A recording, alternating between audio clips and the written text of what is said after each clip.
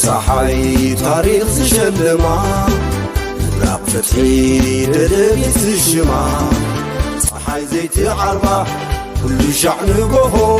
رايسمت كالميديا ددبيت النهو مسرتا حجرة تجراي زرقاقت بأن مسرتا تكالات دعنبر أما عدينا بالنرئين نعد هاجر تكالات يخونا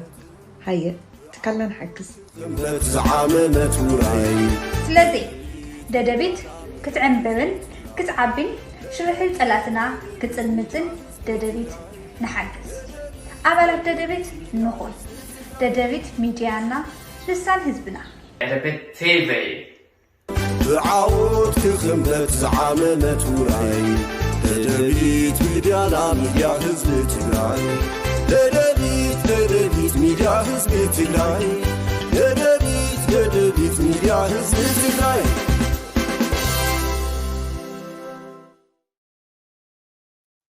سلام تعني هبلاي كبرات بيت سب ددبيت ميديا كمون تحتاتلتي مدب كواهم نواهم ببزلهم معدي ساعات وقوزاصرا سلام كتكونوا لنا منه ددبيت ميديا بتساعتي نقرو مدب كواهم نواهم حيزنا قريبنا لنا بسنا صنيحكم مدلواتنا كتكافلوا ادمناي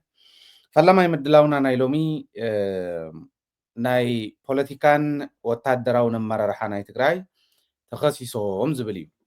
እዚኡ ምናልባሽ መን እዩ ኸሲስ ዘሎ ዝብል ክንርኢ ከለና ክገርመና ይኽእል እንዲ ንኹልና ነገር ግን ዕላማ ናይ መን ምዃኑ ቅድሚ ሕዚ እንታይ ይግበር ከም ዝነበረ ሰለ እንዳበለ ዝመፅእ ዘሎ ናበየናይ ደረጃ ክወስደና ከም ዝኽእል ብተግባር ዘርኢ ስለ ዝኾነ እዚኡ ክንሪኦ ኢና ብጥልቀት እቲ ክሲ ትግራዋይ እዩ ኸሳሲ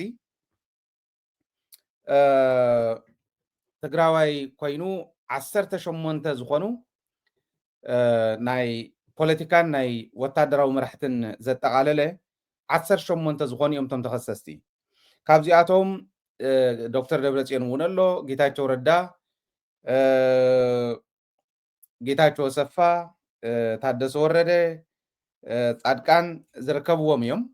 እዚኦምን ካልኦትን ዝርከብዎም ማለት እዩ ተኸሰስቲ ኮይኖም ኣለዉ እቲ ኸሳሲ ትግራዋይ ምዃኑን እቲ ኣጀንዳ ናይ ጸላእቲ ናይቶም ታሪኻውያን ጸላእቲ ህዝቢ ትግራይ ምዃኑን ክንርኢ ከለና ብጣዕሚ ዝገርም እዩ ግን ኣብ ምንታይ ደረጃ ክበፅሕ ይኽእል እዚዩ እስካዕ ክንደየናይ ክስጉም ይኽእል ክኸይድ ይኽእል ዝብል ብጠልቀት ክንሪኦ ክንክእል ኣለና ከሳሲ ኣበራ ንጉስ ይበሃል በዓል ሞያ ሕግን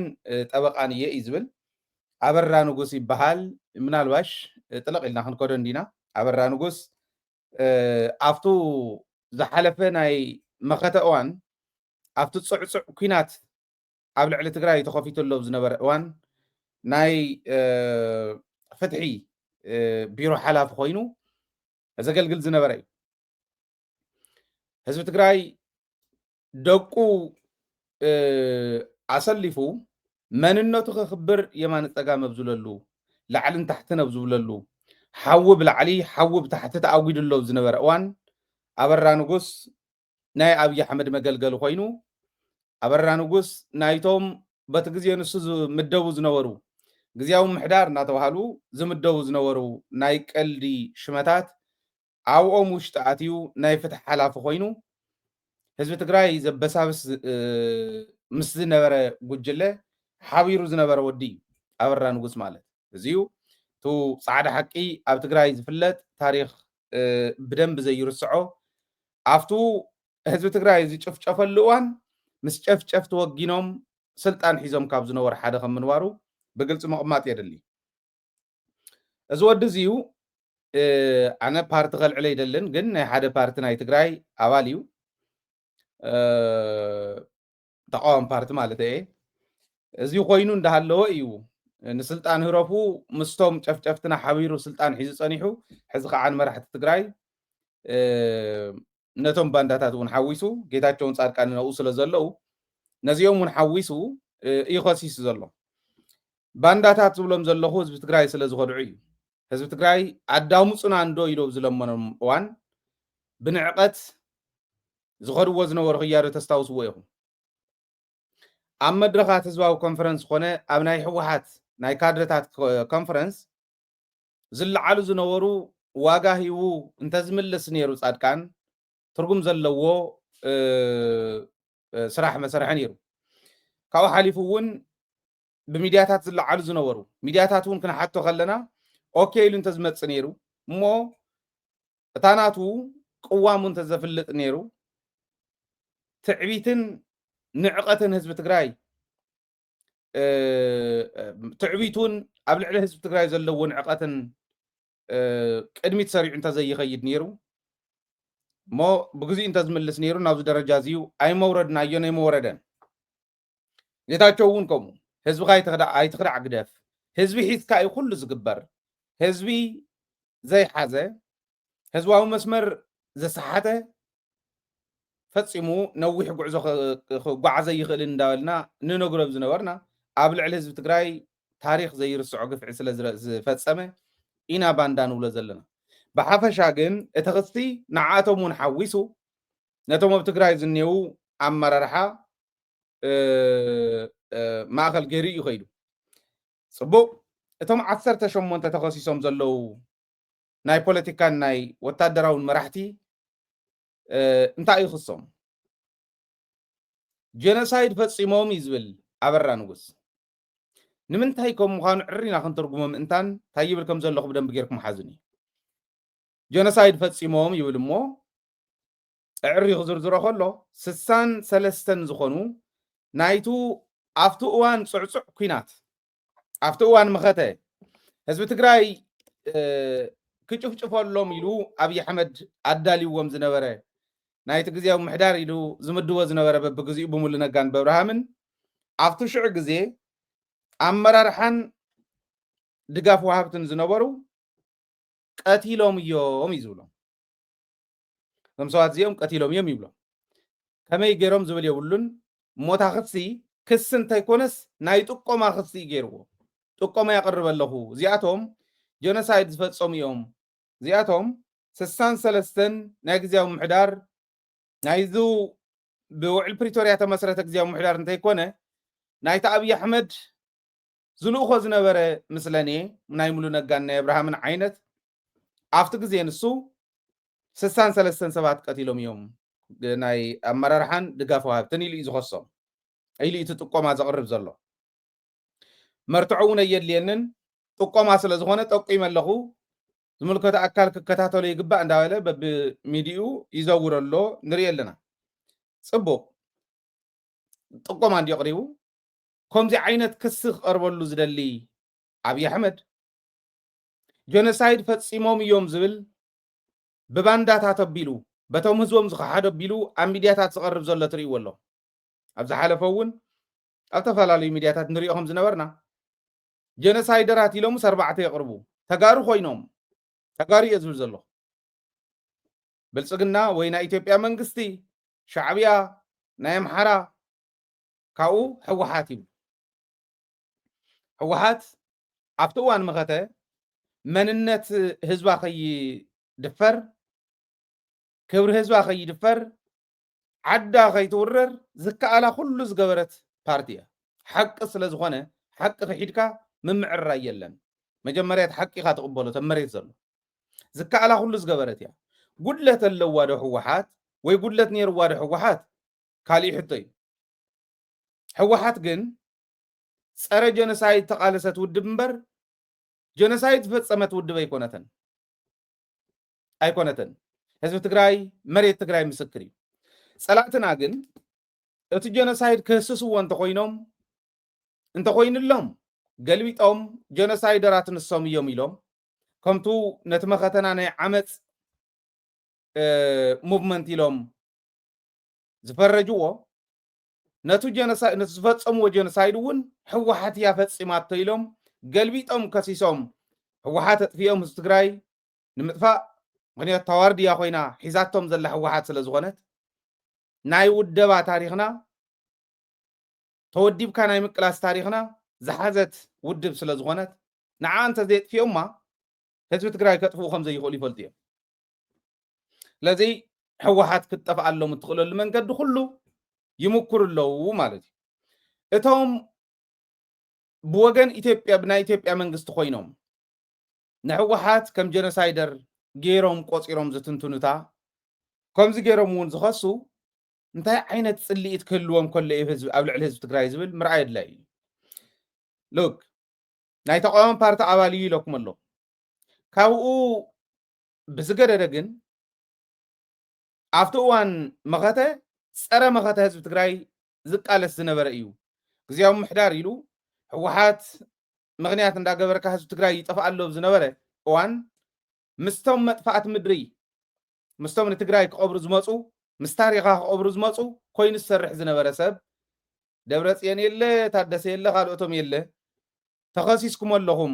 ወይ ከምዚ ጌርኩም ኢኹም ኢለ ይጥቁመኩም ኣለኹም ምባሉ ዝገርም ኣይኮነን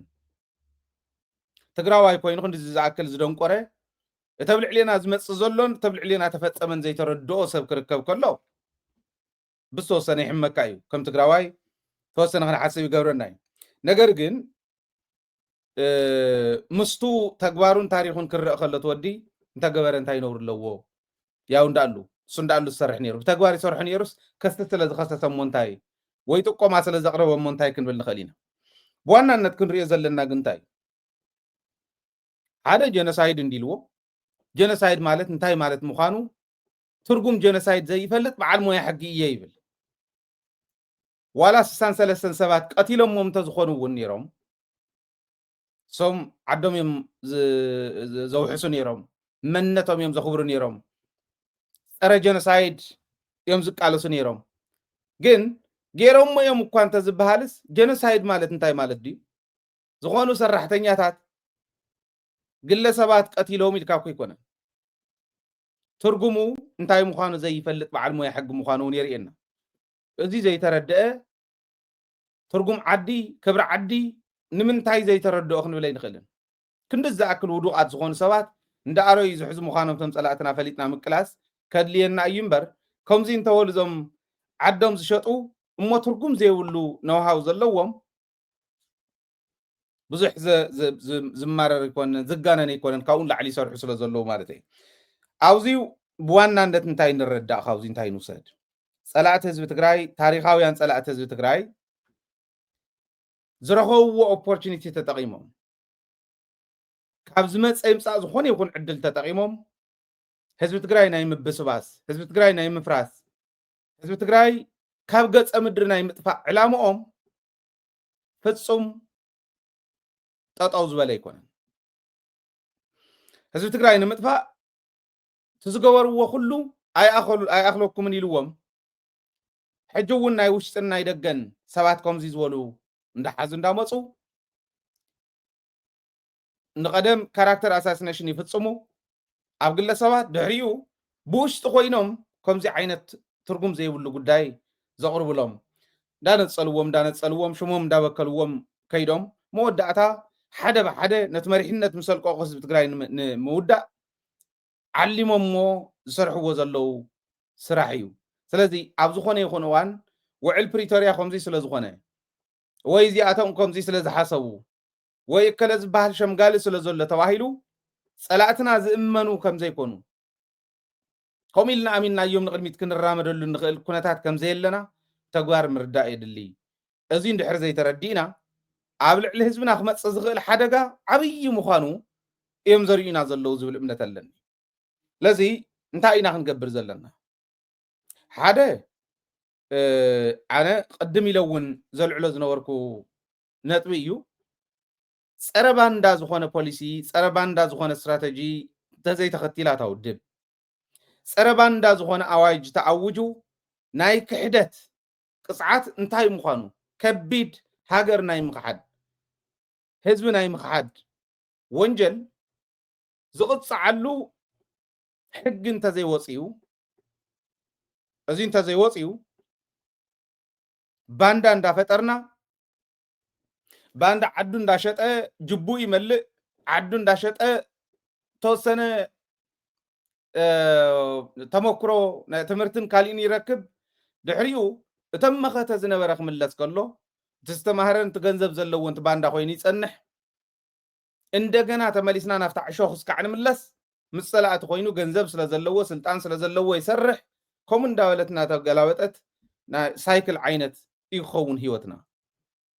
ኣግባብ ክሕዝ እንድሕር ኮይኑ እዚዩ ብኣግባቡ ምምላስ የድሊ ለዚ ፀረ ባንዳ ዝኾነ ሕጊ ኣብ ትግራይ የድሊ ባህል እያ ናይ ክሕደት ወንጀል ዝቕፅዓሉ ናይ ክሕደት ወንጀል ዝተኣናገደሉ ሕጊ የድለብ ትግራይ እዚ ንምግባር ምናልባሽ ክወፀ ይኽእልን ምክሪ ቤት ስለ ዘየለ ቤት ምክሪ ኣፍሪሶሞ ስለ ዝኾኑ ካሊእ ክበሃል ይከኣል እዩ ናይ ወረዳታት ቤት ምክሪ ኣለዋ ሕድሕድ ወረዳ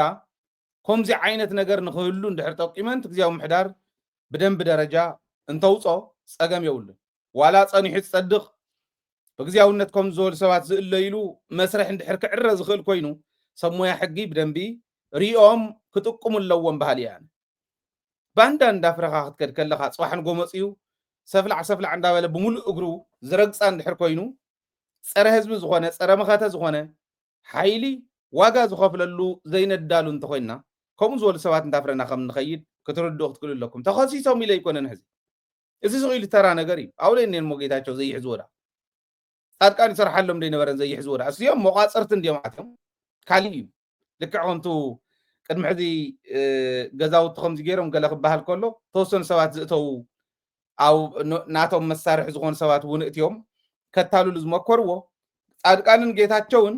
ማንም ይኹን ማንም ክሓቶም ኣይኽእልን ኣዲስ ኣበባ ደይኒሄ እንዳ ዘይሓትዎ ሽመት ዶ ወሲኾሞ እኒአው ሸሊሞሞ ደይኒአው ስለዚ እዚኦም ስቕኢሎም ንምሰል ዝኣተው እዮም እቲ ዋና ግን እቲ ናይ መኸታ ሓይሊ ኣብ ትግራይ ዘሎ እንተዘይፈሪሱ ህዝቢ ትግራይ ርእሱ እንዳበልና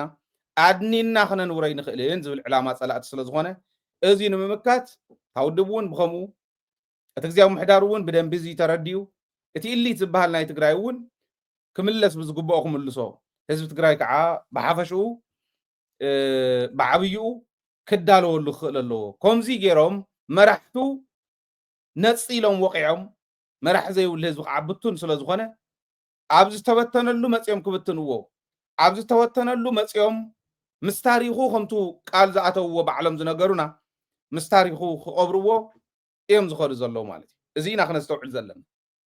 እምበር ሎሚ ስለ ዝኸሰስዎም ናይ ወረቐት መወዲኢ ግዜ መወዲኢ ወይ እቶም ከሰሱ ፅረፉ ፀሓፉ ተባሂሎም ገንዘብ ዝኽፈሎም ዘሎ ገንዘብ መብልዒ በሪ ዳ እምበር ካሊእ ተኣምር ከምፅእ ዝኽእል ነገር ኣይኮነን ኣብ ትግራይ ምንም ዓይነት ለውጢ ይመፅእ እዚዩ ፅባሕ ንጎ ተረሲዑ ዝኸይድ ተኸሲስና ደይነበርናን ኩልና ኣብ ትግራይ እዚኣቶም ባዕሎም ዝተኸሲሶም ደይነበሩ ከምዚ ጌርና ኢና ልዒልና ኢና ኮይ ተባሃለ ስኢሉ ከም ዘለዎ ማይ ኮይኑ ተሪፉ ምናልባሽ ከምዚ ኢሎም ዝሰርፉ ዘለው ፅባሕ ንጎ ዘልዕሎም ሰብ ክርከብ ከሎ ንኸልዕሉ ሓሲቦም ደኾን ይኾኑ ስለዚ ብሕጂ ክንገብሮ ዘለና እንታይ እዩ ዝብል ክሕሰበሉ ዝግባእ ነገር እንዲ ለውጢ ዘምፅእ ነገር ግን ኣይኮነን ኢምፓክት ዘለዎ ነገር ግን ኣይኮነን ጀኖሳይድ ዝፈፀመ ኣካል ዝኾኑ ሰባት ያ ከምዚ ገይሮም እዮም ተባሂሉ ብዘየለ ብዘይገበርዎ ተጠቂኖም ጀኖሳይደርስ ክኾነ ይኽእሉ ጀኖሳይድ ከመይ ከም ዝነበረ ንሕና ተጋሩ ኣብ ልዕሊና እቲ መዓት ዝተፈፀመና ጥራሕ ተይኮንና ዓለም እትፈልጦ ስለ ዝኾነት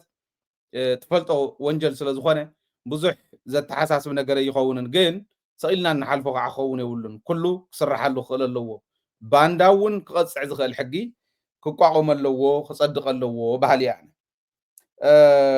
እቶም 63 ተባሃሉ ካብዚኣቶም በዓል መን እዮም መስለኩም ባዕሎም ዝቐተልዎም ንኣብነት በዓል እምብዛ በዓል የማነ ክንወስድ ንኽእል ኢና እዚኣቶም ባዕሎም እዮም ቀቲሎሞም ከም ፀላእቲ ሓይኾም መቐረቶም ምስ ወድእዎም ባዕሎም ቀቲሎሞም ምናልባሽ እውን ሕወሓት እያ ከም ዝትገብረላ ክበሃል ተባሂሉ ወይ ናይ መኸታ ሓይሊ ሰራዊት ትግራይ ከምዚ ይገብረሎ ተባሂሉ ንምጥጣን ተባሂሉ ባዕሎም ዘጥፍእዎም እዮም ነቶም ሕዚ ባንዳታት ኮይኖም ፀላእቲ ዝሰርሑ ዘለው ኮን ንምኽሮም ፅባሕ ንጎ ከም ማስቲካ ሓይኾም ክድርበይኹም እዮም እንታይ ደርበይኹም እንዳሃለው ናብ ህዝብኹም ተመለሱ ንብሎ ኮነ እዚ ኮይ ነዚ ስለዚ ባዕሎም ቀቲሎም ክልተ ግዜ ንትግራይ ከልቅስዋ ይምክሩ ማለት እዩ ቀቲሎሞም ትግራይ ኣዋጋ ከፊላ ደናቁር ኮይኖም ናይ ፀላእቲ መሳርሒ ኮይኖም ፀኒሖም ሰሙ ስሞቱ ተሓዝን ግን ትግራይ ኣደ ትግራይ እያ ተሓዝን ኣቦ ትግራይ እዩ ዝሓዝን ኦኬ ጨፍጭፎሞ ምስ ፀላእቲ ኮይኖም ሕዚኖሞስ ምስ ሞቱ እውን ዝሓዝን ንሱ እዩ ሳልሳይ ሕዚ ቀተልቲ ባዕሎም ኮይኖም እንዳሃለው ባዕልኩም ኢኹም ቀቲልኩሞም ኢሎም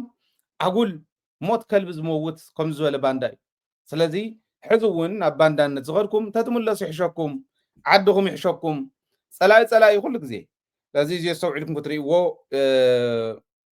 إيه ز تحساسب أزيو أبرا نقص زخصص إنا تقوم إنا نرنيرنا حدا تسفاي نقص بحال نشت لنا إمور شجر زلوا وقلعة سويدن كدكو إثيوبيا مصاحون داله عقرقر زبل زنبره ترجم زي ولا قلعة زجور وانجل كعخ نقرب ترجم زي ولا سودا وانجل يسرح يقتل ندخليهم وانجل يسرح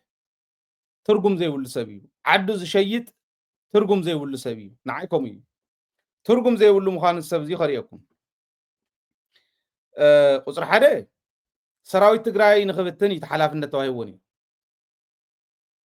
دون قرون أين عقن كم صلاتي هزي تجراي دون قيرو أتعشاشيو نافتناتو درجة خور دول زغل سبن ترخيو صلاي ندحري تيب نزود دزيو مليونات جنزب عشرات مليونات جنزب توهيو نوعلو يكونن سراوي تجراي كفر صلو بفلاي أرم سبعة بهال حمام مرزن زخونت نصلاي أم معراب تجراي تركب حمام مرزن زخونت نصلاي أرم الله إذا أرم زي أنا ختفرس من السودان زي جورو دري نبرن بالسودان ياتعاتيو قالك تقبل أي تساقع اللومن سودان إثيوبيا زبدل تابدل تفلت عدية سودان أو كل التعامت بسلسة عامت كم زي ختفرس أو كل التعامت كم زي ختفرس خبز جبر عدتات حنتي إثيوبيا نايزي حدا محمد دقالو زبهال سره اتمنجست السودان زخده ودي نتخينات زخفت ودي وقعتو نايتو ماري سيف زبهالو وقعت نايدا قالو وقعت عدي سابا يحكمون يروم بيرو تخفيتو نايدا قالو ناي دبلومات سراحة السرح سوات تمديبهم عدي سابا نيروم يونايتد عرب إماراتس اند حجزت إثيوبيا وند حجزت كم زنبرات فلت يا سودان بوزي قرحنت اللوا بوزي تقرحينهم أبزنا ورلو ناي مريت قداي ونلهم منغو سودان إثيوبيان وزينا خدب زنا ورلو أرم سبعات بهالس بتون ريندو كم زنا نقبر تواهيل حتتات بزوح جزي قريبي سودان بدل إثيوبيا سلت فلتن كبر حزب تግራይ ስለ ትርዳእን በዓልቱ ውዕለታ ህዝቢ ትግራይ እውን ስለ ዝኾነት ውዕለታኣ ኣይበልዕትን ኣይገብሮን እያ ኢላ ናቱ ውፅኢት እንታይ ኮይኑ ፀኒሕና ምስ ጅቡቲ እውን ክነተሓዞ ኢና ኢትዮጵያ 80% ናብ ሱዳን ዝኸይድ ዝነበረ ሓይሊ መብራህቲ ጠጠው ኣቢለ ኣለኹ ኢላላ ትማሊ ዲ ብቕርት ማለ ቅሪበ እየ 80% ናብ ሱዳን ዝኸድ ዝነበረ ሓይሊ መብራህቲ ጠጠው ኣቢለ ኣለኹ ኢላ نسودان نكينيا نجيبوتي حيل ما راح تقرب يا إثيوبيا صار لها هذا تسألنا نجار يلن حزي ناب تنزانيا ون كتقرب يا ناب دو السودان ون كتقرب أبدر در يمزركوا سوماليا ون طريقاتنا يبلو زين ترجعت أنا جري كونن بعلم زور وعي ناب تنزانيا جن بكينيا غيرهم كقربو عبدر در كم زركوا نحنا ونمردات لنا يهدك صرحو لمعات مسارة لمعاتنا يهدك تاريخ زي رسعو أبناء إثيوبيا تاريخ بدموق قلم زي الصحافي زي صرح تاريخ سلازغونه زكا حدنا قري يكونن بوانا نتقن سودان ازي سلاز ملست 80% ناب سودان زخيد زنورة مبراحة وقاريتنا لنا يلملو أرم سبعة بوخوم أبيلهم مفراس مساويتهم تاقيرهم دناقر مكاب جميرهم نتعنتو يزولكم قل عون قربنا يحلنا شجر سلازلوه عدوخ شيء يخلي يزولوه كله سلاز اكبو سوي عمو 10 مليونات يوم هايلوم بل أرم سبعة سلة فلتهم كيد كاسل زنوركا كيدون يرين السودان أبرم مدحر مسفلت وصل لي ليبا مخانو فليت أم أبرم منبر كيدون يرين شعت حزي تكو كوميونيكيشن يرو مالي سلازي إذا قال عامس إن الدسابة أرم سبع عزل لهم مميت شح سلازو وهاوكم نعتوا وهايلهم ميت شح وهاوهم أرم سبع عزل نورو ديوم يكونم زي قدس جن لعل شو عتم يتسبت مزجبي فكذا سلاز حلفة تاريخ سلاز غنى بقصرون exactly إذا نقرأكم زلهم أو زنور سبات بعلم تمزجوا سباتون زهاون مردات أيو لعل شو عتم يتسبت مزجيو شعو مزجيو مسدي دمهم كيدو مزجيبنا بقى خن سدلكم من أنا أكاونتكم كأتي تواهيلو مميت شحنا نا أكاونتكم كأتلكم تواهيلهم تمليسهم حسابوه 100 شح نشو عتم يتسب مالت كندي مالتيو 7 مليون كباب مالت 100 شح قرشي نشو عتم يتسب شو عتم يتسب مزجيبنا لنا يلوم 7 مليون جنزب تواهيوهم عفار كتيمهم دعريو بلو كنسدلكم من أخيدي لهم نسلسته 100 طرح سديدهم لهم شو عتم يتسب نمتاي تمزجيو سقم يقولون أنا ممزجاو سقم اللوي بلن تمزجيوهم جنزبهم زحزون حزم زي حزون مستمزجاو تمليسهم نا أرميهم يوم تمليسهم نسلسته 100 سديدهم لهم نتمر 400 جن بعلهم تفلت لهم كندي مليون تريفهم 4 مليون كافت 7 مليون 30 مليون نتم 300 يبومهم 4 مليون جن بليعمو تسفاين مسوز نبرن مالتي نازيو كي يقوها هار تواهيلو مريت كي بعرب سوشال ميديا كي يزموتا تواهيلو نأكلت بحال ودب 1 مليون نأكلت بحال ودب 1 مليون نأكلت بحال ناي تايو ناي چاريتي 1 مليون يلوم توسن هيوم 30 جلن مليونهم حيزوم يخدو صبقات نغاد يمزي 30 جلن مليون لب بلو حزي 30 جلن مليون بتشعو زنبره شرفي دارغا 300 شح مالتي بدولار 300 شح دولار مالتي كندو زاكل ايم وسيدوم حزي نايزي اتوم ورار نايزي اتوم دنقرنا طرح يكونن وي اتو تصبيو 400 زخون تمزجيو زنبره مو زي توهاون منتاي زي توهاو زبل طرح يكونن تحطوي اتوم حزي عفار ترغبنا أو قال ترخبنا زول زلوا ونقادوا يوم ينقد يوم زلوا بعلقة هاتشون ينقد لكم يوم زلوا جنزوهم يولعوا أو صبقوا هتي اللي دقسوا نمر حكم لنا نداول يخدوا جنزوهم بدنبي أكماتهم مشلخون ترخيهم وطيم زخديهم نزيون أبنت كنقرأكمي كلهم اتوم حزي بارتن مسرتل لنا زول زلوا مس غودي فايت لهم زغورنا يو قلم حتى تريهم يهم قدم زو بروجرام زي زحلفه كلهم ناب ان جي او ناب كالي اندتونا وين وصاخن كيد اندفقدلنا يلوم لمينم يم امبلنا مستبحالو ايتخدوان اتا عوشت حوحات كوينكم حوحات مسفرسكم اناونس تغوروا ختفلطوا تسرحوا زنوركم بارتي مسريتكم يخم تخدو مسرتوا نساسرحو نعري مستحاتكم كتكور تقول يوم حوحات مسافرسنا يلو نزيوم مسريتهم تو هزون فولت بدنبي اتودب هذا ودب او سمونه يسرحن او ورح يسرحن ودب كسرحن تخوينو ايديولوجيات مرميركا نزب تግራይ تطقم فليخا بدنبي ادقق كاريخا تمراميركا تخاتيخا تماغويتكا ايو هذا ودب زقوم تمالنا ديسابا خيدومس لما انت بارتي حزنا لكم مسينا لنا خبلو خلو غلغليو يعيس بقى حدش بارت مسريتو غلملا يبل كالوت ناي وصا سباتون كومزي غيرهم يصحفوا ازي حزي تيبورناجي ጌታቸው ረዳ ካሊ ፓርቲ ሒዝ መጽኢሎ ይዒስ ይብለሎ ጽቡቕ ስራሕዩ ሓደ ፓርቲ ቢሒትዎ ዝነበረ ብሞኖፖሊ ሒዝዎ ዝነበረ ናይ ትግራይ ህይወት በቃ እዚ ኮምፒቲሽን ክህሉ ጽቡቕ እዩ ገለ ይብል ኣብ ዲሞክራሲ ዘለዎ ዓለም ኣብ ዲሞክራሲ ዘለዎን ሃገራት ኮይንካ ፓርቲ ምምስራት ማለት እንታይ ማለት ምዃኑ ስለ ዝርድኦ ክኸውን ይኽእል እዩ ዝብል እምነት ኣለኒ ብርግፅ ቲቦር ናጅን ዝፈልጥ ከዓ እዚዩ ናይ ባዕሉ ሽርሒ ቅድሚ ሕዚ እውን ዘማኽሮም ዝነበረ ወዲያው ጌርና እዩ ኣለና ክብሉ ከለዉ ከዓ የዒስ ክብሎም ንቡር እዩ ክብለኒ ኩሎም ቅበሎም እየ ኣነ ኩሎም ክኾኑ ዝኽእሉ ስለ ዝኾኑ ብዋናነት ግን ሓደ ፓርቲ ምምስራት እንተነኣሰ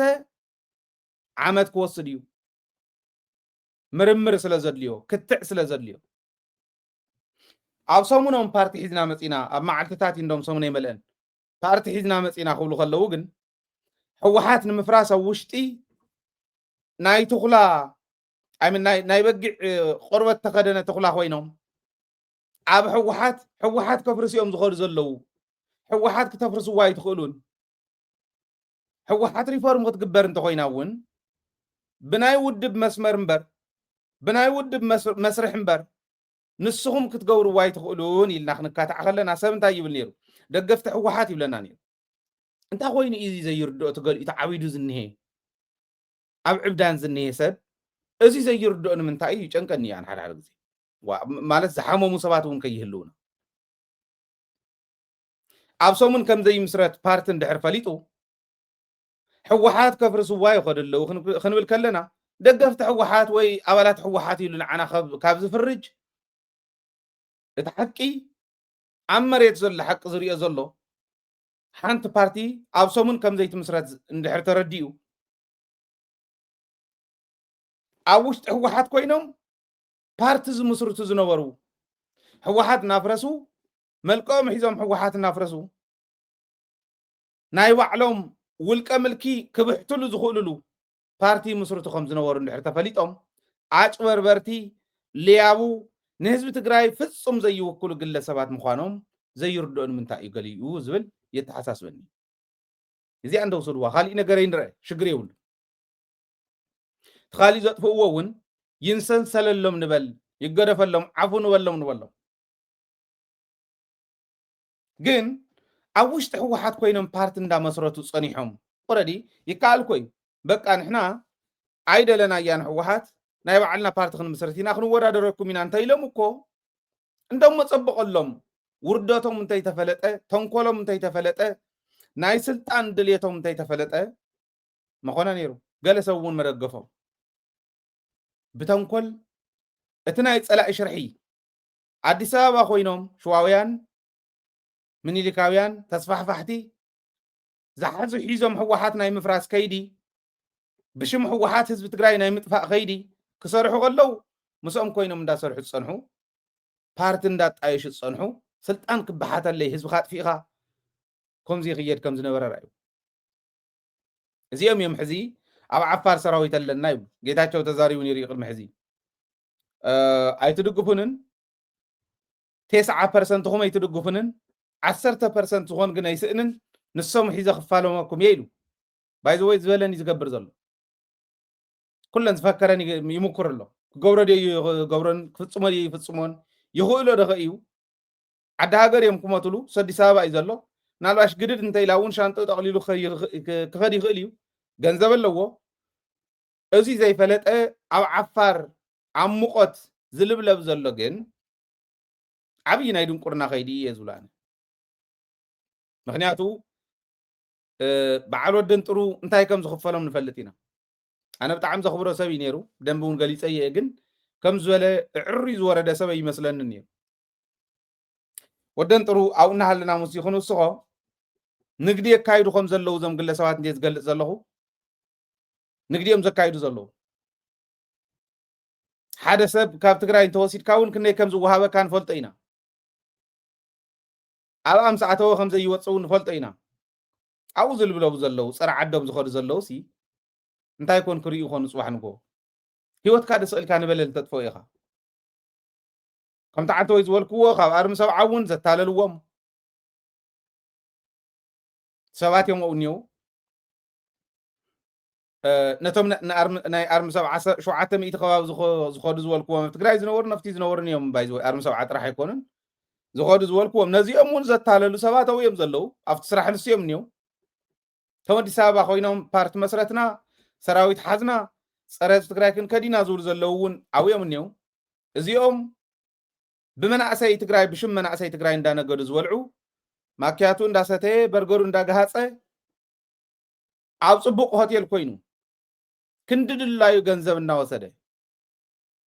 እዚ እንዳገበረ ፀረ ህዝቢ ትግራይ ዝቃለስ ዘሎ ሓይሊ ምዃኑ ክትፈልጥዎ እዩ ወደን ጥሩ እውን ርኢናዮ ኬክ እንዳቆረሰ ዓፋር ከይዱ ኬክ እንዳቆረሰ ዝኩሉ ጅግንነት ኣብ ሓንቲ ሽንጥሮ ክሓልፍ ወሲኑ ምኻዱ ይገርም እዩ ንምንታይ ግን ከምኡ ገይሩ ወደን ጥሩ ኣብ ትግራይ እንዳሃለወ ገና ቅድሚ ምኻዱ ናብዚ ጉድ እዚኡ ቅድሚ ምእታው ዝኾና ሞተራት የምፅእ ኣለኹ ከምዚ ይገብር ኣለኹ ኢሉ እንታይ ከፊሉለን እንታይ ትሪፍለን ንፈልጦ ኢና እሱ ድሓን ግዜ ሒዝና ክነውፀ ኢና ካባ ከሽልሞ ከሎ ጌታቸው ኣብ ዘይስርሑ ኣትዩ ንምንታይ የምፃሎም ኣይብልን ካብኡን ላዕሊ የድልዮም እቶም ተጋደልትና ክንገብሮ ዝግባአና እውን እዩ ሕጂ እውን ክንገብሮ ኢና እንታይ ትሪፍሉ ንሱ ግን ፈልጠ ነጋዳይ ንዋዕሉ ኣትራፉ ስለ ዝነበረ እዩ ሰሪሕዎ እምበር ሓዚነ ይኮነን ሰሪሕዎን ህዝቢ ትግራይ ንመናእሰይ ትግራይ እንተዝሓዝን ነይሩ ምስቶም ትማሊ ብደንጎላ እንታይ ተረፈተ ኳሽሖም ዘባረርዎም ፀላእቲ ኮይኑ መንእሰይ ትግራይ ታሊሉ እንደገና ትግራይ ንምውጋእ ኣይመወፀን ነውሪ እዩ ሰሪሑ ካሊእ ዝሰርሖ ኣብ ዝሓለፈ ኣብ ዝኾነ ሚድያ ቀሪቡ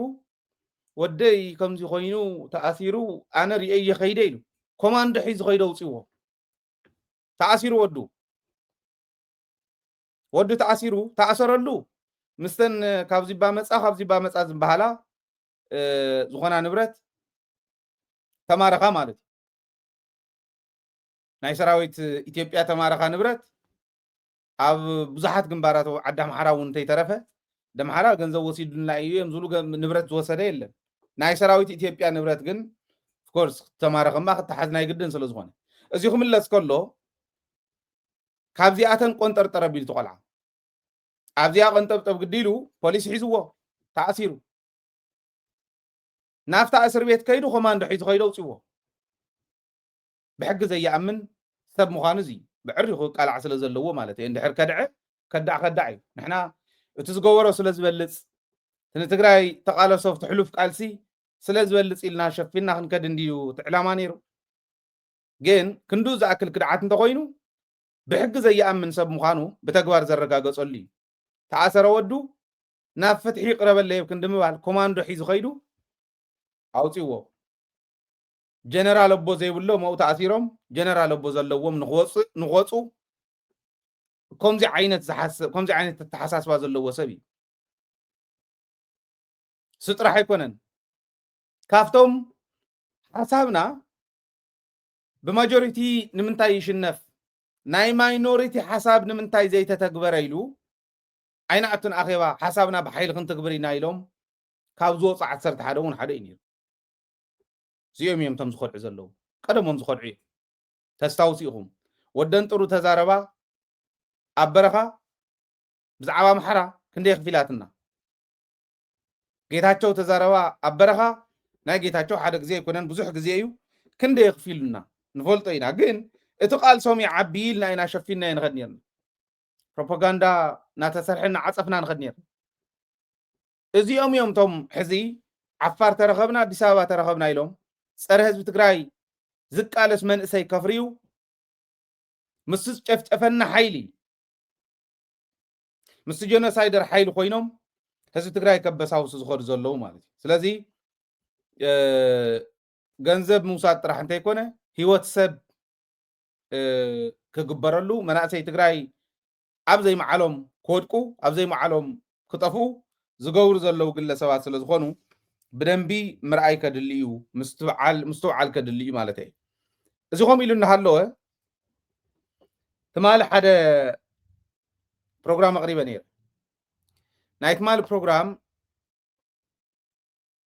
ተወሳኺ ፕሮግራም እዩ ነይሩ ናይ ደቡብ ትግራይ ደመቀ ዘውዱ ኢለ ዘቕረብክዎ ነይሩ ናሃፍቲ ኺሮስ እዩ ናይ ደቡብ ትግራይ ደመቀ ዘውዱ ከም ምዃኑ ሃፍቲ ኺሮስ ካብ ዝሃቦ መግለፂ ሓድሽ ነገር የምፃኹም ገለገሊኦም ነዚ ትካል ምስ ህዝቢ ከፃልእዎ ዝደልዩ ንሃፍቲ ኺሮስ ምግምጋም ምንቃፍ ንጌታቸው ምግምጋም ምንቃፍ ምስ ህዝቢ ራያ የተሓዝዎ ትድንቁርነኦም እንታይ ይመስለኩም? ህዝቢ ራያ ካብቲ ናታቶም ናይ ምዝባዕ ፖለቲካ ናይ ምዝባዕ ስትራቴጂ ንላዕሊ ከም ምዃኑ ካብቲ ናታቶም ናይ ፖለቲካ እምነት ፍጹም ዝነጽሀ ትግራዋይነቱ እሕሊፉ ዘይህብ ምዃኑ ህዝቢ ራያ ዘይምፍላጦም እዩ። ተቃላሳይ ህዝቢ እዩ፣ ጅግና ህዝቢ እዩ። ሃይልን ራያን ዘተሓቃቁፍ እምበር ዘጻልእ የብሎምን። ሃይለ ወዲ ራያ እውን እየ፣ ወዲ እንድርታ እውን እየ፣ ወዲ ዓጋሞ እውን እየ፣ ወዲ ተንቤን፣ ወዲ ዓድዋ፣ ወዲ ኣኽሱም፣ ወዲ ሽረ እውን እየ፣ ወዲ ምዕራብ እውን እየ። ተፈተወ ተጸልአ ንሃይለ ብፍጹም ብኸባቢ ክትሓሚዎ ይትኽእሉን ኣይትረኽቡሉን። ከምኡ ዝበለ ይትረኽቡሉን። ከምኡ ገይሮም ሰብ ከደናግሩ ይሞክሩ እዮም። ገለ ሰባት እውን 10 ይኾን ኣካውንት ይኸፍቱ እሞ ኣብተን ዝልጥፈን ፌስቡክ ኮመንት ይገብሩ እዮም መስለኒ ብመሰጅ ይፅሕፉለይ ታዕኻ ኾንካ ኮመንት ዘይተንብቦ ይብሉ ዝኾነ ኮመንት ጽሒፎምስ ኣነ ጻርጻሪ ኢለ ክጽሕፈሎም እዮም ዝደልዩ እንታይ ለየ ንዕኡ ዝርእዮ ኣነ ተቓላሳይ እየ ነታ ቃልሰይ ትኸውን ለጢፈ ድሕሪ ናብ ካሊእ ስርሐ እየ ዝኸይድ ዓነን ክትብል እንተወዓልካ እውን ዓይንታይ ይግድሰኒ ስርሐ እየ ዝሰርሕ ዘለኹ ها خلو 10-20 أكاونت خفيتهم سرح فاتحهم من السنة كوري وعلمه خاو بسلكي يصحفوا لي كومنت دتن ببي خايبو تايلي يزنبو كومنت أدلا أنت خوين خنا قرنيهم أكاونت يزكتاتلو زي اللي أنت خوين تايلم وزنا قرني تايلي أنا خاي أو نكوننا نحنا أبحبرة تسبنا نمبر عفت محبرة وميديا زنه عبدان كدنا قرنا يغلب كومنت زغون ما قدم مقارطناكو عرفنا صنعنا مس حزبنا نقالس زلنا حزبنا سلنا امنن حزبنا ون سلازا امننان مانم عنداري حمشت شدشت زي يخونو 30 اكاونت غفيت كا ጫው ስለዝበልካ ሰብ ዘለዎም እዮም ዝመስሉ ሕዝቶም ናይ ዕብዳን ቶም ናይ ክሕደት ሓይሊ ከቢዝ መስሉ ግን የውሎምን ልኩም ይኹም ተአብኑ ዝብሉለው እመኑን የውሎምን ጥራሕ አይኮነን ህዝባውነት እንድሕር ዘይብልካ ህዝባው መትከል እንድሕር ዘይትፈልጥ ንህዝብ እንድሕር ዘይትወግንማ ፓርቲ መስረትካ መንግስት ኾንካ ትርጉም የብሉን ፓርቲ መስሪቶም መጽዮም ንትግራይ ክጽዕንቶ ክፈጥሩ ይትረፍሞ ኣብ ትግራይ ኮይኖም በትረ መንግስት ተቆጻጺሮም ውን ክሰርሑ ዘይከኣል ሰባት ኮይኖም ፀረ ህዝብ ስለዝኾኑ መሬት ትግራይ ዕሾኽ እያ ንዕኦም ትርጉም ዘለዎም ኣይኮኑ ሕዝታ እዩ ዘድልየና ሕዚ ከምዚኦም ዝበሉ ሰባት ህዝባዊ ብዝኾነ ማዕበል ህዝባዊ ብዝኾነ ተቃውሞ ነፂካ ናፍቲ ስርዓት ዘለዎ መንገዲ ምእታው ናይ ግድን ይኸውን ሃገረ ትግራይ ከምቲ ምስረት ኣነ ኣይጠራጠርን ገለገሊኦም ይዓብዲኦም ሃይልያኹም ዝበለ ዝኾነ ወደብ ናይ ኤርትራ ክህብ የኢላ እንተ በልና እውን ወረድቲ መረዳእታ ንሕና እዩ ዘለና ንሶም የብሎም ክንደይ ደንቆረሎ ይመስሉ ካብ ኩሉ ተማሂረ እየ ዝብል ደንቆሮ ክድንቁር ከሎ ብጣዕሚ ይጸያፍ ኣነ ፖስት ጥራሕ ኣይኮንኩን ኣቕሪበ ፌክ እዩ ዝበሉ ሰባት እውን ነይሮም ኖ ፌክ ኣይኮነን በአካል ዘዛረብኩም ብስልክ ዘዛረብኩም እውን ፌክ እዮም ኩሉን እዮም ኣዛሪበ ተዘራሪበ እየውፅዮ ኣነ ከም የውፅዮ ኣብ ማንም ይጽሓፍ ኣብ ማንም ንምንታይ እዩ ተጻሒፉ ንቀደም ዘይግድስ ናልባሽ ኩሉ ግዜ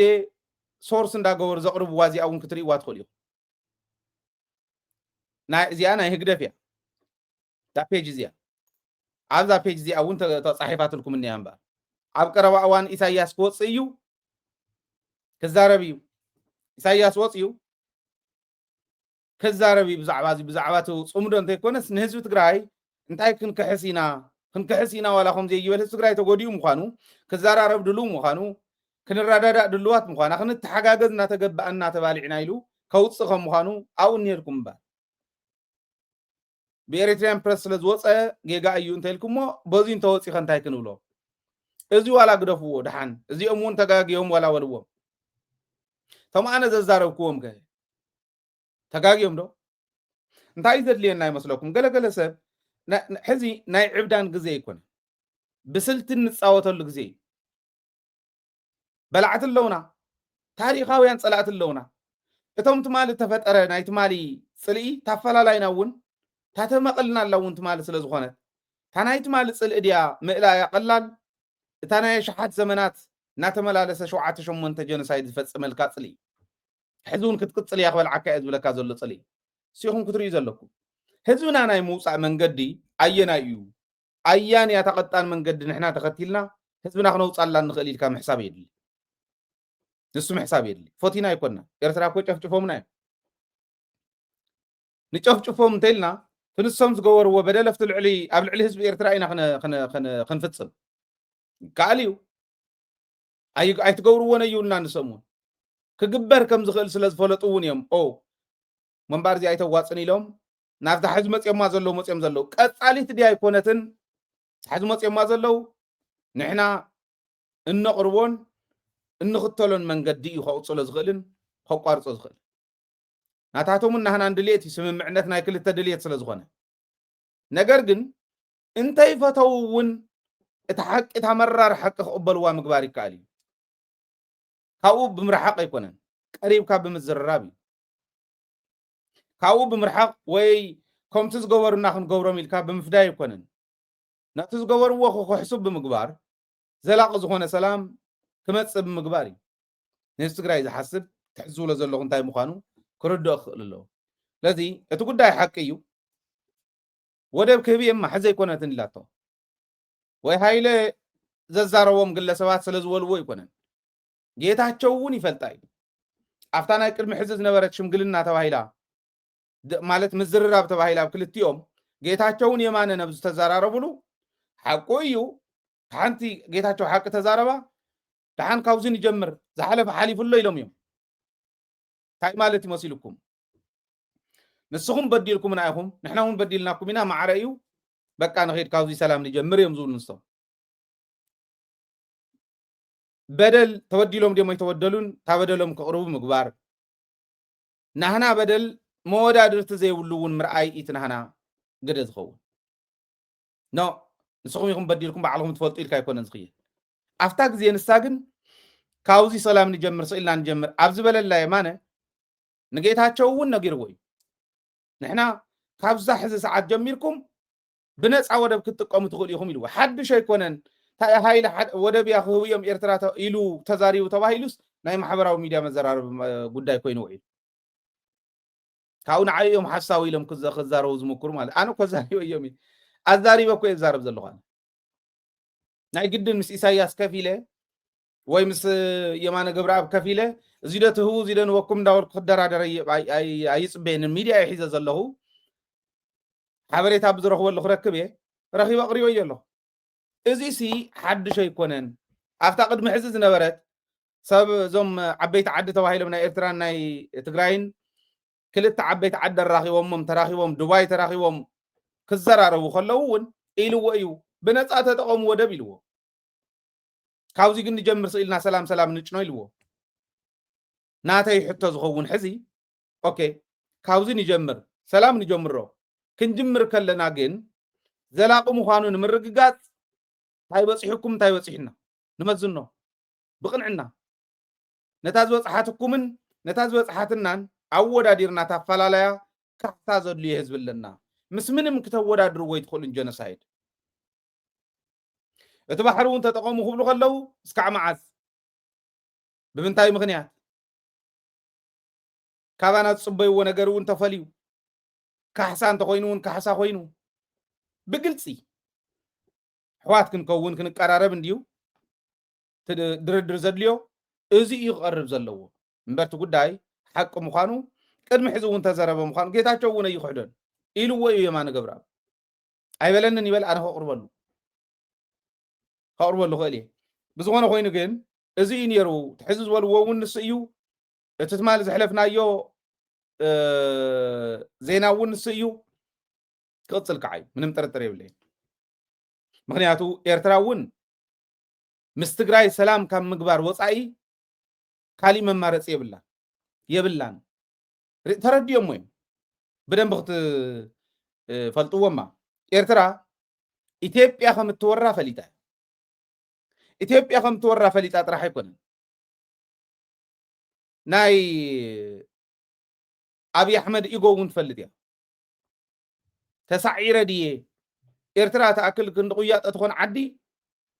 3 ሚልዮን ህዝቢ ዝሓዘት ዓዲ 120 ሚልዮን ሒዘስ ኣትሪፈ ማለት ተሪፈ ደን ይኹን ድሕሪት ባህሊ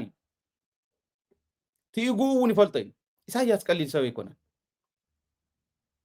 ንቁም ነገር ንሰላም እዩ ዘይኮን እምበር ናልባሽ እንተመፀ ኢልና ሓስ ተስፋ ንገብር ዘለና እምበር ንኸምዚ ዝበለማ ኣቦኡ እንድዩ ከም እንዳገበረ እንዲ መፅዩ ስለዚ ንኣብይ ብደንቢ ገይሩ እዩ ዝፈልጦ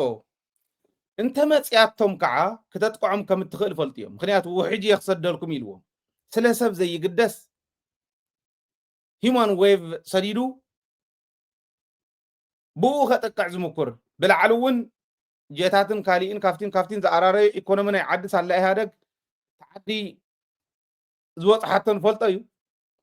ዝሽየጥ ሸይጡ ዝልወጥ ለዊጡ ኣፅዋር ሒዙ መፅዩ ብታሕቲ እውን ዝሞተ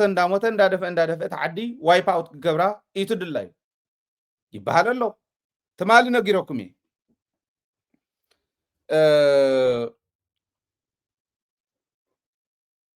ምሁራን ሚድያታት ኣጀንዳ ተዋሂብዎን ምሁራንን ሚድያታትን ኣጀንዳ ተዋሂብዎም ይሰርሑ ኣለዉ ትማሊ እውን ርኢኩም ሓደ ለማዓንቲ እውን ሓደ ንሰርሕ ኣለና እዮም ዝብሉ በቃ ዲፕሎማሲ بدن بقرنا نصرح حلو لنا علم مسامنت بقى دلاينا خنصرح نخلي نايب መለሳችን መብታችን እንደሆነ ማንም ሀገርና ኃይል እንደማያቆመው ኢቭን ጎረቤት ሀገራት እንዲያቁት በሰላማዊ መንገድ ለአፍሪካ ህብረት አስቀምጠናል ግባችን ምንድነው ትልቁ ግባችን ውሃ በር ማግኘት ነው እሱ ላይ ትኩረት ያደረገ ዲፕሎማቲክ እንቅስቃሴ ዲፕሎማቶቻችን አገር ውስጥም ውጭም በየሚስዮኑ የተመደቡ የሰሩ ናቸው ተቀባይነት አግኝቷል ያገኘ ነው አውሮፓ ህብረት ሀገራት አምነውበታል አሜሪካ መንግስትም እያመነበት ነው لببل زي يسرح لنا ايز بلا كازل يسرح له تخكليو ايرترا ابتقا زل حيلي اتحزلا تخكليو هذا خلت يوم يسرحيهم زلو تيهم بحر نخرخبو ايرترا خطفوا لهم نسنخ قبرو بدبلوماسي امينهم وبحر زي بلنا دا امون تخن قبرن بلنا سلز بلتنا دا تخن قبر زعينتو ارجيمنت المقرب دبلوماتيك رغبهم يستخاخل له بخمسي أمزول ناي دكتور يعقوب سمعهم يهم تمالي ناي زود دزيون سمعهم لهم حزي ازيهم يمز قبر زلو ميدياتاتون كلن رأيو ايه بحري حزي ناي نابجوت تمسي يتانيحي مزيد تحيزنا خنرئينا ازي قبر له ارترا ازي مسخم زلو بدن بغيرا قطم بلا تفلتيا كم زي لك أبي حمر قطم بلا تفلتيا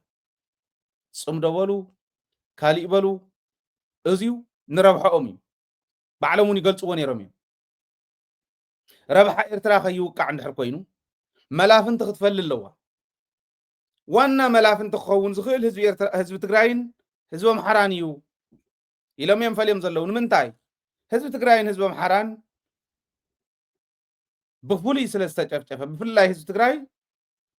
ኣብ ዓለም ተራእዩ ዘይፈልጥ ጀኖሳይድ ስለ ዝወፅሖ እሞ ሕጂውን ዕላማ ናይቶም ተስፋሕፋሕቲ ናይቶም ሕጂውን ባሕሪ ዝደልዩ ዘለዉ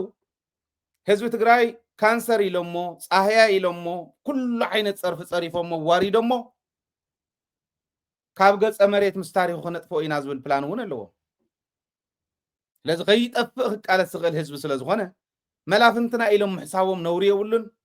ንኸይጠፍእ ኦኬ መሬተይ እውን ከምልስ ኢሉ ስለ ዝሓስብ ብድሕሪት ከይትወግእን ኢሉ كدرادورم زغل حيلو كما تخلو انت ناس مريتو خمل سلازغل كالو درد ناي درد نطبتات ون حيز قرب سلازغل كومزي انت بلاس تግራይ ون نوري ول دحر زي تخلو عين خلون يلكم سخيات حشوكم حزب يتولعو كله بقى خمزلو كم بزح حزبنا عينه تفلالا انت حلينا تبلعتينا ننوينا خمزم ننوينم فليو بلعوم زبال صلي من صعدان قيحن بعراي زو بلعوم زبال ننوينم دافله زريئكم زلو بمعدوس تصعدا كو ايلو او بل تفلي لمو مستفلي نعو بلعو تعر مصي حزكو عزون مصي له زريئ كازولس تقيحيو نعها صلي مخاي مرا اخوان يلو نتقيحون بل تفلمس فلمس ولعو نافت تصليم كم زي بل كان انت بلد تصليم صنيحو ويلي جناتهم عرفتها توم ساخا زنورو عرق فليم كلخو إيها لب ختول نيركا خمس ولو صباح إنه جهل له خيوهن إذا ميديا زي بسنة سرعات نهي سكراي ربحات ردي السرع ميديا أيو هاي لون كومين جيجا انت هاللي هو أوكي بموجت زين جيجا خاين زي يدلن بوزي زي عينت كم صيغ اللي تواهيلو هاي لون موجيتو كالي ون موجود انت هاللي وتماجيتنا عوشتنا زخونا وشتنا غيرنا إنا خنكر زلنا نمبر كم دق زاغرا فحبتني لك ترجم يقول انه وين خاتفلي خام بلع يخون عدهم حزبهم محساب مقدام كدليكم ينتم قليهم كاب حزبوا مسمر قربت لان رحق لكم زلهم مالتي ازيو ازي مسارات غيرهم اب قرب اوان اساياس من الواش معلتنا صنتون مغنيات غيرو مغلص خبيو او خن سمعينا الى اذا امن انا اي طراطرن بزيو كاو قديمون كون خليو جن تفتو تطلعن سنبلو ويبلو نحنا نهزب تግራይ متنفسخن كفتلو ناي قدني عينو تعمته زي رئسه انت خوينو ويحلنو ذا صلمته سب انت زي كوينو 360 ديجري تخيبا زل عدس مواصو بيجر متنفس فتره لا كندمبال نسرح زلنا سراح ندحريت نملاس ممكر تكل يكون نزي علامه بعل جيتاچو علامه بعل صادقان نزي እዩ ትግራይ ሸራሪፎም ትግራይ በታቲኖም ኣብ እትገብሮ መኸተ ተዳኸመት ትግራይ ንኽትሉ ዝገብሩ ዘለው ግለሰባት ትማሊ ናይ ደቡብ ትግራይ ደመቀ ዘውዲ ለብዘቕረብክዎ ካልኦት ነቐፌታታት ይመፁ ባዕሎምን ለጢፎም ርእ እዮም እዚ ራይዎ የማነ ንጉስ ይበሃል ዝወዲ እዚዩ ن دمك زودو تري ولا هم تحتي نعو موديل غيري زقرب له كاب سو اي زخن مهارو زلنا علو يبل معراب تግራይ محزو ጥንካሩ ይብል ነዞማ ጋንንት አሻኡን ይሉ ሰውት ማለት ነዞማ ጋንን አሻኡን ዘይ ሙኻኖም ምርአዩ እዩ ሰብአይ ሙኻንካ ሰብአይ ዘይ ሙኻንካ ምርአይ ማለትስ ምዕራብ ትግራይ ደመቀ ዘውዱ መሓዙ ንዑ ሕጉስወሎ ማለት ትግራዋይነቶም ዘጠራጥረካ ቆልዑ ከምዚ ዝበሉ ቆልዑ ሞነቱ ጅግና ህዝቢ ዘይወክሉ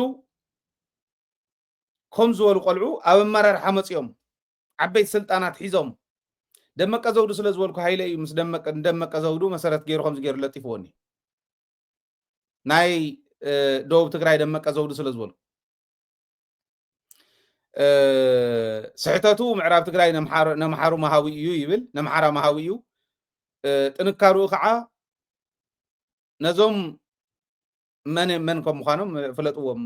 ኦልሬዲ በዓል ጌታቸው ዝበኣስዎም ዘለውስ ምስ ሕወሓት እንዲ ንሕወሓት ተሰኡት ከም ዘይኮኑ ምዃኖም ምርኣይ እዩ ይብል سبنا حواحات ما حزو كيكون انت مسكيرو قدم 50 عامت እዩ سرت حدا ኮይኖም ወጽዮም ህዝብ እሚኖም ዓለም እሚኖም ተአምራት ሰሪሖም በአፍሪካ ደረጃ ቀዳማይ ዝበሃል ናይ ሰራዊት በዝሕን ዕጥቅን ዝነበሮ ደርገ ሽኒፎም ኣትዮም ዓዲ ካንጽ ከለው ስብእነት ንሲ ሕዝቡነ ሸሓት መላፍንቲ ተላፊኖም ናብ ትግራይ ክፈጽ ከለው ኣብ መሬት ትግራይ ምቕባሮም ስብእነት ንሲ ከምዚኦም ዝበሉ ፈሻሉኽ ግን ሰውት ኢና ክብሉ ሰብኣይ ክመስሉ ናይ ሰውት ስእሊ ይልጥፉ ናይ ሰውት ሓሳብ ወሲዶም ይልጥፉ ማለት መኸዓ መሬት ትግራይ ማለት ኣሰውት ዘይ ምዃኖም ምርኣዮም ዝብልስ ንሱ እውን ተቃሊሱ ከሽንፎም ዝግብኦ ምዃኑ ረሲዑ ካሊእ ምዕራብ ትግራይ ይፈጥረልና ዘሎ ቲም ኣብ ውሽጡ ከም ዘሎ እዩ ዝነግረና ዘሎ ከም ዝበለ ድንቁርና እዩቱ ዓድና ንፀጋም ዘፅድፋ ዘሎ ለዚ ኣይ ዶንት ኖ ዕላማ ኣለና እዩ ዝብለና ዘሎ ኣብቲ ፅሑፍ ከም ዝረኣኹሞ እቲ ዕላማ እንታይ ምዃኑ ካብ ደመቀ ዘውዱ ንመሃሮ ኣለና ዕላማ እውን ኣለና ይብል ኣብ ደቡብ ትግራይ ኮይኑ ብዘዋ ደረጃ ኣመራርሓ ኮይኑ ናይ ዘዋ ፕሮፓጋንዳ ኮይኑ እዩ ከም ዝብሎ ከም ዝበለ ድንቁርና የለን نايزوا مختلن بروباغندا يمثلن انت زي تقاقي يمانه نقص انا I don't know كمي غير كايو ناب مسمر زاتو خمز ولا ناب دنقرنا اتيم زلو ايفل انت زي تقاقي يمانه نقص نسي مثلني شم تقاقي انت خوينه ወይ بيمانه نقص شم زلطف انت خوينم كعا كእرم خليه كومزي زبل اب مرحه موصا ግን نور ديكونن نرأيو امنتاي كبصحنا خمزخل وصاخو بله عفار اتوه حفن زي اخلو قلع عفار اتيوم نتግራይ ድንብርጽ ከብልዋ ይخሉ ከምዚ ዝበል ዓሸያት ዓዱ ስልጣን ተዘይሒዘ ዓዲ ክሸይጥ ዝብሉውን ዓዲ ክሸይጥ ይኽእልን ናይ ግዜ ጉዳይ እቲ ጎደሎ ናይ መን እንተልኩሞ ሰራዊት ብሙሉእነት እቲ ውሳኑ ስለ ዘይተግበረ እዩ ዝብል እምነት ኣለኒ ንኣብነት ኣብ ደቡብ ትግራይ ሰራዊት ትግራይ ክወስዶም ዝግባእ ዝነበረ ስጉምታት የወሰደ እቶም ከምዚ ዝበሉ ፀረ ህዝቢ ዝኾነ ተሓሳስባ ዘለዎም ክእሮሙ እንተዝገብር ነይሩ ጆን መዲድ መተስተኻኸለ ባህሊ እየ አይ ዶንት ኖ ክንደይ ግዜ ይወስደሎም ግን እዚአን እንተስተኻኸሉ ከምዚኦም ዝበሉ ፀረ ህዝቢ ዝኾኑ ሓይልታት እንተስተኻኸሉ ክድሳገር ከም ዘይንኽእል ግን ከረጋግፀሎም ይኽእል እየ ከስተኻኽልዎን ኣለዎም እዚአን ክሰርሕዎን ኣለዎም ክስራሓ ክትግበራ እዩ ዝግባእ ክፀሪ ክፀፈፍ ደሓን ዝኾኑ ህዝቢ ዘሳግሩ መራሕቲኦም ክመፁ ዝግባእ እዚ እንተዘይጌርኩም ግን እንታይ ክመፀና ይኽእል እዩ ንቅድሚት ራእዩ ናብ ኢትዮጵያ ንመለስ እሞ ሕዚ ምስ ሱዳን ዘለዋ ዓንተ ወሪእናዮ ምስ ኤርትራ ዘለዎ እውን ዓንተ ወሪእናዮ ምስ ሶማልያ ቀኒናሉ ኢና ኢትዮጵያ ምስ ጅቡቲ ባእስ ኣለዋ ኢልና ጅቡቲ ማሕለኻ ሓንቲ ማሕለኻና ኢትዮጵያ ኢልና ንቅርቦ ዝነበርና ብዝሓለፈ ከምዙ ካውንተር አታክ ዝመስል ዓይነት بميدياتاتهم ناي جبوتن ناي إثيوبيان رغبي قالتات إلهم جديونو ناو خيدو نتازح حلفنا يا زينا I think نعا counter attack نمقباري مثلني مالت نحنا مصوص أنا يا immediately يمكم عينة زيناتات جميرهم صبو دحاني هنا لكم إلنا جن تحق نفلطينا نحنا جبوتي كاو إثيوبيا كلت العلقلتنا نتوحمشت بليون دولار بعمت ناي ودب كراي تركبيا سلازي إثيوبيا بسومالي لاند ودب رخيب الله بليز ولا يكون رخيب الله خطب الكلا جيبوتي مس سوماليا خوينا سومالي لاند نايب علي أسد تبل مس سوماليا خوينا إثيوبيا خطوق خم تغل أقربنا نيرنا لمنتاي كلتنا وحمشته بليون دولار مالت من الواش لعلي 400 بليون قرش مالتي يخون كا 400 اسكع 500 بزلو خوني بليون قرشي ازديو دارغا فرقنا إثيوبيا عمتاو باجت مالتي ابز حز بجتتو ما لعل فرقنا إثيوبيا عمتاو باجت كون جبت جن حدا بالعل عسرتنا إثيوبيا ناي تقراي بس حزبي أتخون تعدون إشتيا حدا مليون زي ما حزبي فرقنا إثيوبيا باجت كاب إثيوبيا رك أزيو كتر فايت دلن جبتي عاوزي ديبند زخانة برجس إثيوبيا وانت كحسي عقب جبت تراخو ولا ما يتقربيا إلكتريك تقربيا كاوب ستوسنا ملكوعي كحسيو ነገር ግን ጅቡቲ ማያን ኤሌክትሪካን ካብ ኢትዮጵያ ረኺባ ዝተወሰነ ባጀታ ከተላ ዝኽእል ገንዘብ ካብ ኢትዮጵያ ትናበር እያ እተን ካልኦት ናይ ጦር ቤዝ ጌረን ዘለዋ ዝህብኣ ከም ዘሎ ኮይኑ ማለት ሕዚ ጅቡቲ ሕጋዊ መንበር ወረቐት ዘይብሎም ስደተኛታት ካብ ሃገረ ይውፁ ኢላ ምስ ወሰነት ኢትዮጵያውያን ስቂሎም ይኣቱ ደቂ ጅቡቲ እውን ናብ ኢትዮጵያ ስቂሎም ይኣቱ እዩ بزح فيزا يدليوم نيو حقاو منبر ورقة يدليوم باسبورت حيزوم ما بناي جبوتي ملالي من نتحيزوم ونياتيوم نيرو جبوتي زي عينة مصوصات كاب كل التمئيتن حامسان اسكع سلس تمئيت زخونو إثيوبياويان عب جبوتي خمس نوري فلت ካብ 250 እስካዕ 300 ሽሕ ማለት እዩ ኣብ ጅቡቲ ይነብሩ እዚ ማለት ካብቲ 1 ሚልዮን 300 ሽሕ ተቐኒስኩምሉ ዳርጋ ሲሶ ነባራይ ናይ ጅቡቲ በዚ ህዝቢ ናይ ጅቡቲ ኢትዮጵያውያን እዮም ክበሃል ይኽእል እዩ ነዚኦም እያ ትምንቅሮም ዘላ ኣብኡ ዘሎ ፅዕንቶ እሱ ከምፆ ዝኽእል ኮንስኮንስ ስለ ትፈልጥ ማለት እዩ ፎቅ ዘለዎ ካሊእ ዘለዎ ይባረር ኣሎ እዚ ኮንና ኢሎም ናብ ኢትዮጵያ ዝጠርዑ ናይ ኮሚኒቲ ሓለፍቲ ኣለዉ እዚኣቶም ምስ ጠርዑ ኣብ ውሽጢ ሓደ ወርሒ መለለይ መንበሪ ወረቐት ዘይብሉ ካብ ዝኾነ ይኹን ዓዲ ይምፃእ ኣብ ውሽጢ ሓደ ወርሒ ክወፅእ ኣለዎ ኢላ ጅቡቲ ኣውጃ እዚ ዝኣወጀትሉ ምክንያት ክህልዋ ይኽእል እዩ ሓደ ተዓንተ ወይ ዝበልክዎ ኢትዮጵያ ናይ ወደብ ኣማራፂ ትርእላ ብሶማልያ ትኸደላ ንኤርትራ እውን ክወራኤ ትብልላ ንኤርትራ ወሪራ እንተሒዛን ብሶማልያ ተደራዲራ እንተሒዛን ጅቡቲ ዝነበራሉ ዝትገብረላ ብጣዕሚ ናብ ዓብዪ ናይ ኢኮኖሚክ ክራይሲስ እያ ተኣቱ ናብዚ ቅድሚ ምእታዋ ኣብ ኢትዮጵያ ክራይሲስ ምፍጣር ሓደ መዋፅእ ክኾን ይኽእል እዩ ስግኣት ምፍጣር ሓደ መዋፅእ ክኾን ይኽእል ምሳይ ክትቅፅልለኪ ናብ ካሊእ ክትስንድረይ ትኽእልን ዝብል ሓይሊ እዩ እቲ ናይ ጅቡቲ ሓይሊ ዝኸውን እዚ እቲ ሓደ ምክንያቶም እዩ ካሊእ ኢትዮጵያውያን ክስደዱ ከለዉ ናብ ሱዳን ዝስደድ ብዙሕ ነይሩ ናብ ሶማልያ ዝስደድ ብዙሕ ነይሩ ናብ ካልኦት ናብ ኬንያ ናብ ካሊእ ዝስደድ ብዙሕ ነይሩ ዘን ዓድታት እዚአን ፀረ ኢትዮጵያ እናኾና ክኸዳ ከለዋ ብናይ ኢትዮጵያ ናይ ዲፕሎማሲ ውድቀት ብናይ ዕግርግር መንግስቲ ከምዚ ክኸዳ ከለዋ ፀረ ኢትዮጵያ ክኾና ከለዋ ናብኡ ዝስደድ ዝነበረ ጠቕሊሉ ናብ ጅቡቲ ምኻድ ጀሚሩ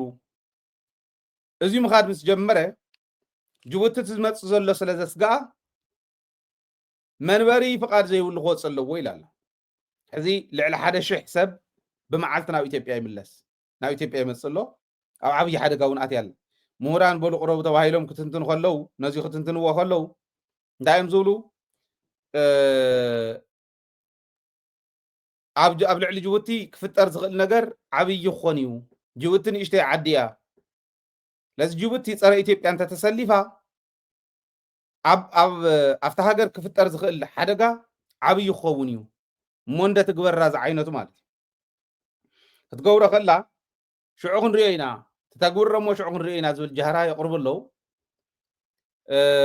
ማይ ትወስድ እያ መብራህቲ ትወስድ እያ እዚ ምብጥጣስ ይብሉ ኣለዉ ጅቡቲ ካበእያ ከተምፅእ ቀደማት ካበእያ ተረክብ ነይራ እሞ ኣየናይ ኣክቲቬት ክትገብር ትኽእል ንግዚኡ ክንሪኦ ኢና ናብኡ እንተበፂሖም ምናልባሽ እውን ንእሽተይ ዓዲ ስለ ዝኾነት ክንወራ ኢና ዝዓይነቱ እውን ናይ ኢትዮጵያ ማለት ናይ ድንቁርና ስለ ዝኾነት ውሳነኦም ከምኡ ክገብሩ ይኽእሉ እዮም ኣብ ጅቡቲ ናይ ጦር ቤት ዘለዎም ሃገራት ብምሉእ ናብ ኢትዮጵያ ክዘምታ ይኽእላ እየን እንታይ እዮም ክገብሩኹም ኢሎም ዝጀሃሩ ዘለዉ ይገርመኒ ንዓይ ማለት እዩ እዚ ኣብዚ እዩ ዘሎ እቲ ደረጃን ትርክበን በአፍሪካ ደረጃ ክትኩነን ትኽእል ዶ ኢትዮጵያ ምናልባሽ ኢትዮጵያ ከምኡ ዓይነት ስጉም ተብ ልዕሊ ጅቡቲ እንተወሲዳ ናይ ኣፍሪካ ሕብረት ኮሚሽነር ወዲ ጅቡቲ ስለ ዝኾነ ኣነ ይሰግእ እየ እሞ እቲ ቢሮ ንኬንያ ዶ ናብ ካሊእ ዶ ክንወስዶ ኢሉ ከምኡ ዓይነት ነገር ክፈጥር ይኽእል ዶ እዚኣቶም እውን ምርኣይ ከድሊ እዩ ቀፂልና ንሪኦም እዮም ዝኾኑ ኣብ ክልቲአን ሃገራት ዘሎ ጎነፅ ግን እዚ ይመስል ስለዚ ኢትዮጵያ ከም ትርእይዋ ምስ ሱዳን ዓንተ ወይ ገሊፀ ኣለኹ መብራህቲ ሓይሊ ተቕርቦ ዝነበረት 80% እስካዕ ምቕናስ በፂሓ ኣላ ምስ ሶማልያ ኦረዲ ፍሉጥ እዩ ምስ ኤርትራ እውን ፍሉጥ እዩ ምስ ጅቡቲ እውን ከምዚ ኢላ ኣብ ምንታይ ከባቢ ዘላ ዓዲ እያ ንዓና ክተስግኣና ትኽእል ዝብል ንባዕልና እውን ክንወስድ ክንክእል ኣለና ክብል ደልየ ስለዚ እዚ እውን ንውሰድ ብደንቢ ሓሲብካ ምስ መን ተላፊንካ እዩ መሬትካ ዝምለስ ንሱ ንሕሰብ ፅባሕ ንጎን ተጠንኪሮም መሬትና ኣይኮነን ህልውናና እውን ክቕፅል ዘይደልዩ ሓይልታት ስለ ዝኾኑ ኣስተውዒልካ ምኻድ የድሊ እዩ ክብል ደልየ ሃገር ምዃን ካብቶም ዓበይቲ እውን ንሰምዖ ኣለና ሕዚ ካብቶም እነኽብሮም ኣብቲ ሕሉፍ ቃልሲ እጃሞም ዝኸፈሉ ዓበይቲ ኣያታትና እውን ንሰምዖ ኣለና ትግራይ መምህር ሙሉወርቅ ኣብ ዝሓለፈ ትግራይ ሃገር ኣይኮነትን ዝብሉ ሰባት ኣለዉ ንዓይ ሃገረ እያ ፓስፖርት ካብ ኢትዮጵያ ስለ ዝወሰድኩ ካብ ካሊእ ሃገር እውን ከምፆ ይኽእል እየ ንዓይ ግን ሃገረ እያ ኢሉ ዘቕመጠሉ ነይሩ ጀነራል ክንፈ እውን ክንፈ ዳኘው ከምዚ ይብል ስልጣናት ዛረቡን ሰሚዐ እዮም ሃገረ ትግራይ ዝበሃል የለን መን ፈቐርትን ከልኣትን ገይርዎ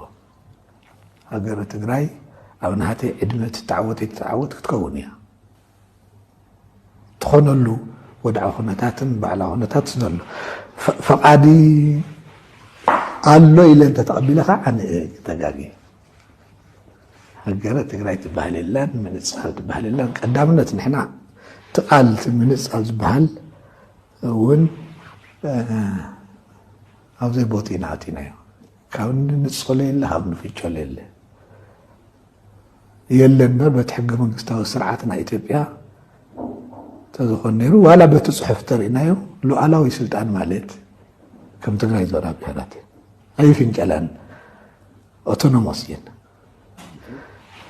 إذا أوتونوموزي زمان النتاوي هلاوزي لإثيوبيا حق منقستي سرعة سيارة ولا تورقة تزق أسأل وهوب على ما حقي يا أزيد سأقم نا إثيوبيا ون بايزوي إثيوبيا أنا محضر لنا زولو نا إتو سلف أوتونومي نايزن كللات عيردوون وين دا تردوون فليتهم قابل علي هزبي شاف مفصامنا يبو خوينوهم زغورو زلو إلنا خنوصد نخلينا مالت أمود داتا أب حدا مصحف من رقات أب وردات صنبلا ناي كور 113 تاريخ زحازة مصحف تمرقو أفت مرقات مصحف زترخب جنرال مقوي زحلوفه مالختي بمرأي كنزازمينا مصحف كمرق كله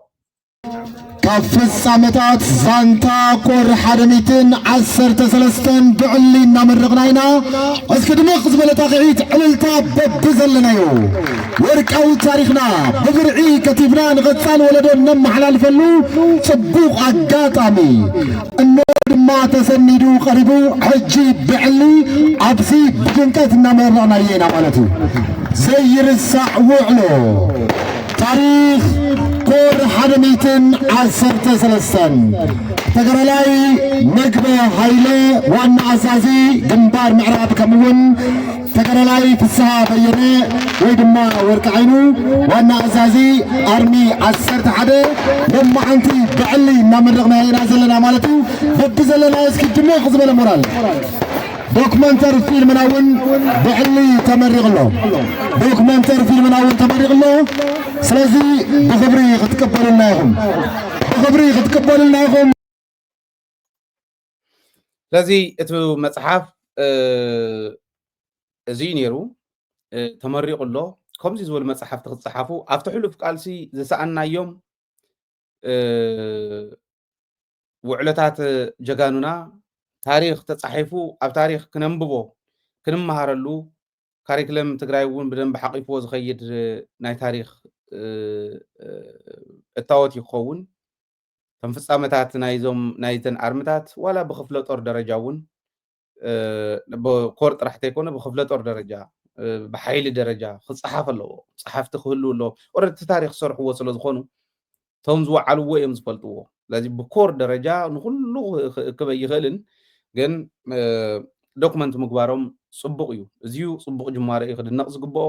ናብ ወፃእ ዘሎ ማሕበረሰብናውን ክመጽኡ ኣለዎም ዞም መጽሓፍቲ እዚኦም እቶም ጽሓፉውን ተንኮራት ባዕለን እታወት ክረኽባሉ ይግባእ ማለት እዩ ጀነራል ምግበይ ዘመሓላለፎ መልእኽቲ ብምስማዕ ክንዛዝሚና ናይ ሎሚ መደብና እዚል ነይሩ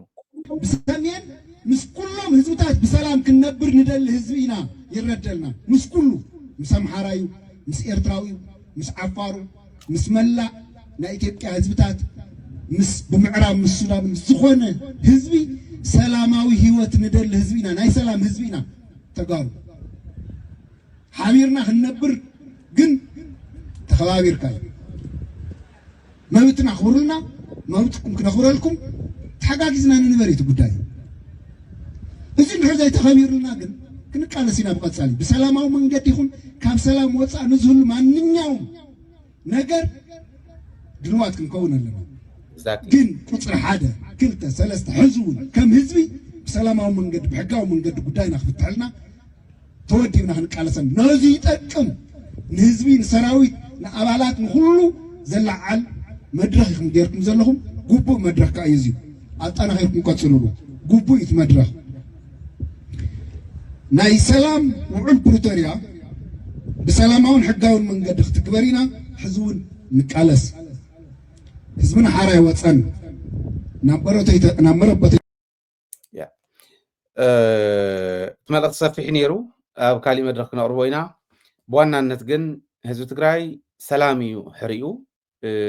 ኣብ መጀመርያ ኣብ ቅድሚት ዘስልፎ ሰላም እዩ ንሰላም ዘይከፍሎ መስዋዕትነት የለን እምብለይ ንዝበለ ግን ደቂስና መንነትና ክውረር ህልውናና ክጠፍእ ስኢልና ንርኢ ኣይኮናን ከምኡ ዝበልና ህዝቢ ኣይኮናን ኢት መልእክቱ ነቶም እቲ መፅሓፍ ዝፀሓፉ ብልቢ እናድነቕኩ ናብ ኩሉ ክባፅሕ ግን ክትገብሩ ኣለኩም ዝብል መልእክቲ ኣሕሊፈ ሎሚ ዝነበረና በዚ ክንዛዝም ኢና ሰላም ምሳኹም ሰላምን ዓወትን ከዓ ምስ ጅግና ህዝብና ክኾን ትምኒተ እዩ ትግራይ ትዕወት